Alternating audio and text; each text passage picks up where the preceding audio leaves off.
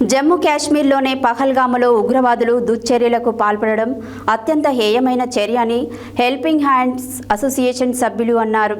ఉగ్రముఖలు పహల్గాములోని పర్యాటక స్థలంలో సుమారు 28 మంది భారతీయ పౌరులను అత్యంత కిరాతకంగా కాల్చి చంపడాన్ని నిరసిస్తూ హెల్పింగ్ హ్యాండ్స్ అసోసియేషన్ ఆధ్వర్యంలో ఉగ్రవాదం నశించాలి అంటూ శనివారం రాత్రి బస్టాండ్ వద్ద కొవ్వొత్తులతో నిరసన ర్యాలీ నిర్వహించారు.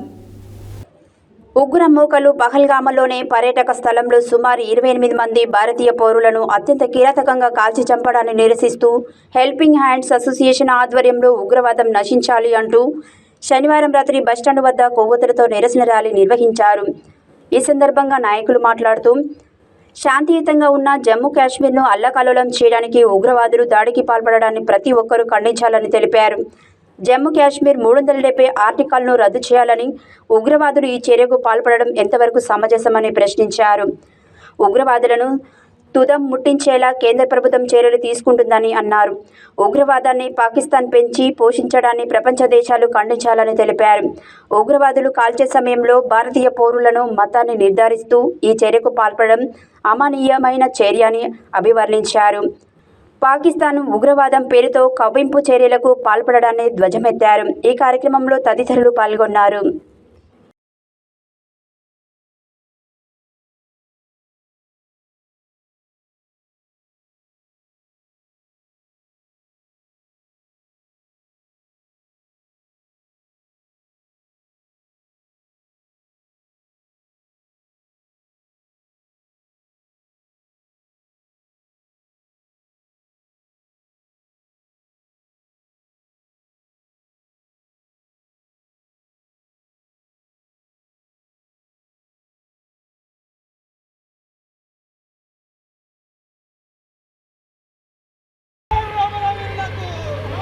జమ్మూ కాశ్మీర్ ఉగ్రదాడిలో ప్రాణాలు కోల్పోయిన వారి ఆత్మకు శాంతి చే హెల్పింగ్ హ్యాండ్స్ అసోసియేషన్ ఆధ్వర్యంలో ప్రభుత్వ ర్యాలీ జరుగుతుంది.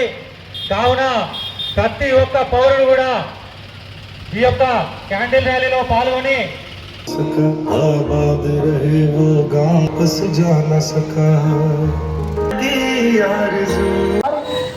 ఆత్మకు శాంతి చేకూరాలని, మరి గాయపడిన వాళ్ళు కూడా కోలుకోవాలని కోరుతూ దేవరకొండ హెల్పింగ్ హ్యాండ్స్ అసోసియేషన్ ఆధ్వర్యంలో జరుగుతున్నటువంటి కొవ్వొత్తుల ర్యాలీ మన అందరం కూడా పాల్గొని మరి మౌనం పాటించాల్సినటువంటి అవసరం ఏర్పడింది. మరి ముఖ్యంగా చూసినట్లయితే ఈ దాడిలో మతం పేరు చెప్పి నువ్వు హిందువా ముస్లిమా అని చెప్పేసి అడిగి మరి భార్యల ముందు భర్తలను దారుణంగా కాల్చి చంపినటువంటి ఈ దుర్ఘటనను మనమందరం కూడా గట్టిగా ఖండించాల్సిన అవసరం ఉంది. పాకిస్తాన్ ఎంత మనం గట్టిగా ఒకటి వస్తే పట్టుకపోతుంది చెప్తుంది పాకిస్తాన్ ఉగ్రవాదులకు. మరి అలాగే దాక్కున్న వాణి ఎక్కడ దాక్కున్నా వదిలిపెట్టే ప్రసక్తే లేదు. అడుగడుగున అణువణువున కొడుకులను తీసుకొచ్చి కనీసం వాళ్ళ పిల్లలను గుర్తుపట్టలేని స్థితిలో మన వాళ్ళు మట్టు పెట్టడానికి సిద్ధంగా ఉన్నారు. ఇకపోతే ఈ మత పిచ్చి ఎంత తీవ్రంగా తయారైందంటే, నీకు మత పిచ్చి ఉండొచ్చు కానీ భారత్ తలుచుకుంటే నీ స్వరూపమే ఉండకుండా పోతుంది. మరి కాశ్మీర్లో ఉండేటువంటి కొంతమంది ఉగ్రవాదులు కూడా ఉన్నారు, భారత్లోనే ఉంటారు. కాశ్మీర్లో ఉండి పాకిస్తాన్ వాళ్ళ యొక్క ఉచ్చ తాగుతున్నటువంటి కొందరు ముష్కరులు ఉన్నారు.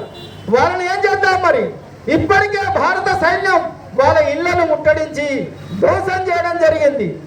ఇక ఉపేక్షించేది లేదు. ఉపేక్షిస్తే మరి ఇంకా ఎక్కువ ప్రమాదం జరుగుతుంది. యుద్ధం దమ్ముంటే యుద్ధానికి రావాలి. నీ న్యాయమైన కోరికలేంటి? భారత్ నీకేమన్నా ఒప్పుకుందా? నీకేమన్నా ఇయ్యలేదా? మరి ఎందుకు దాడులు చేస్తున్నావు? ఎందుకు మతం పేరు చెప్పి చంపుతున్నావు? ఈ ఒక్కటి కూడా ఆలోచించుకోవాల్సిన అవసరం.